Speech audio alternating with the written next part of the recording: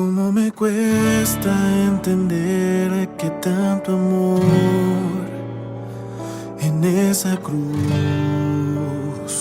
fuera por mí. Tú siendo rey no te negaste al dolor. Paz y bien, queridas hermanas de Todo por el Todo. Es para mí una oportunidad bonita, alegre, el poder compartir con ustedes la reflexión del Evangelio de este día martes santo.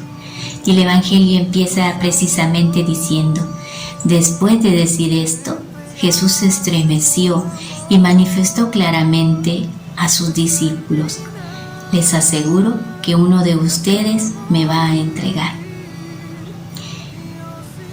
Considero de que inmediatamente surgiría la curiosidad, ¿no?, en cada uno. Si estando en un grupo vienen a decirte esto, no es de dudar que en realidad la curiosidad inmediatamente nos invade, ¿no? Y creo que en estos momentos también uno puede manifestar o preguntarse, ¿no? ¿Quién será? Lo que les pasaba a los discípulos, ¿no?, en aquel instante. ¿Quién será? Y todos querían saber, pero ninguno se atrevía a preguntarle al maestro quién era, ¿no? Entonces se dice de que Pedro le hacía gestos a Juan, ¿no? Le hizo gestos a Juan, indicándole que le pregunte a ver quién era, ¿no? Me llama la atención porque Pedro no fue capaz de preguntarle en ese momento al maestro, ¿no?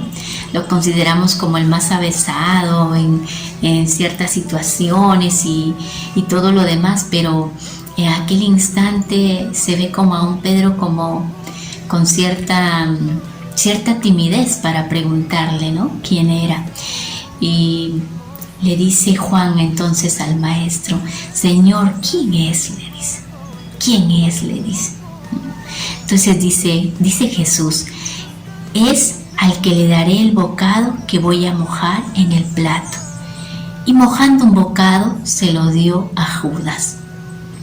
Quizá que en ningún momento se imaginaron que se lo podría haber dado a Judas, ¿no? Quizá cada uno pensó en ese momento: me lo va a dar a mí, le dará al otro, en fin, ¿no?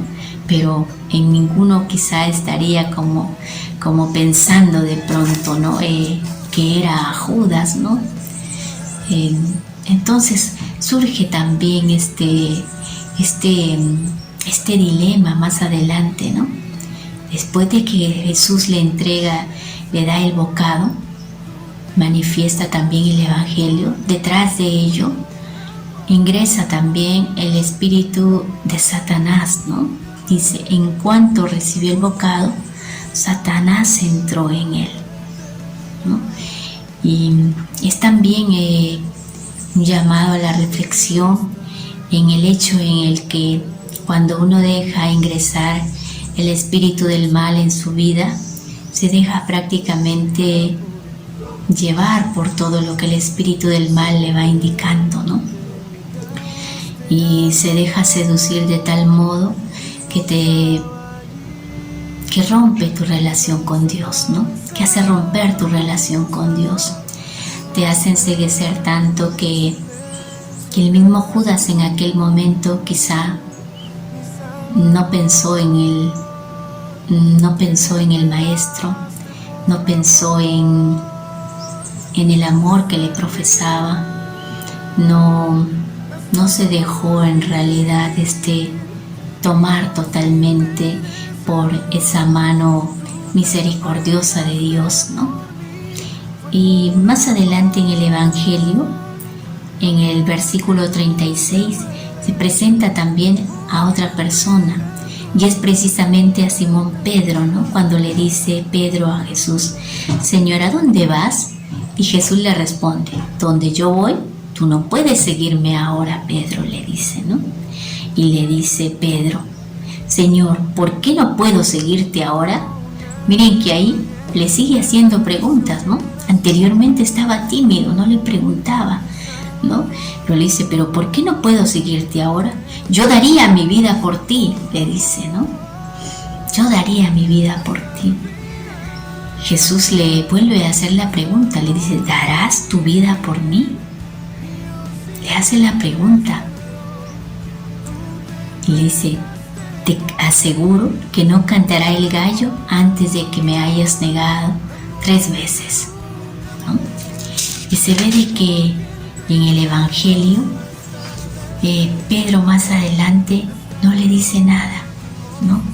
No le dice nada. Se queda ahí con la pregunta que Jesús le hace, ¿no?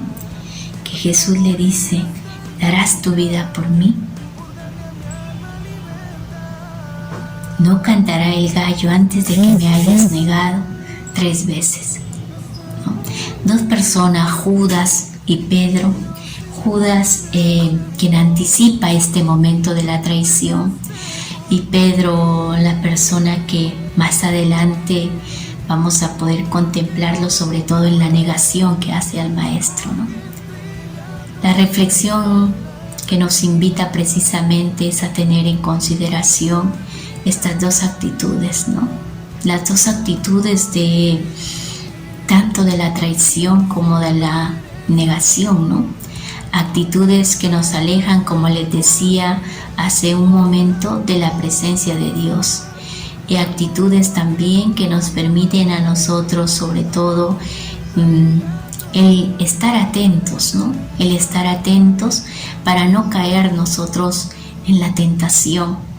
En muchas ocasiones quizá vamos cayendo en ello, pero es también un volver a levantarse de ello y poder pedirle perdón al Señor. Poderle también decir en este día, martes santo, que sea Él el que nos libere de caer en la tentación, nos libre de todo mal, ¿no? Nos libre de caer en esa falta de poder traicionar a Jesús mismo, ¿no? Que nos libre de esa falta de poder también negarlo, ¿no? De no poder predicar en su nombre, de no poder entregarme totalmente como lo manifiestan aquí, ¿no? Aquí se manifiesta la debilidad que tienen los discípulos, ¿no? A pesar de ser los elegidos de Jesús, se ve también el aspecto de la debilidad, pero no una debilidad que nos lleva a estar pasivamente sin tener un cambio de actitud, sino que debemos también pedirle la gracia a Dios para que nos permita, sobre todo, salir de esas actitudes, ¿no? Que nos llevan a enceguecernos y a caer en el mal. Que tengan un día de paz y bien.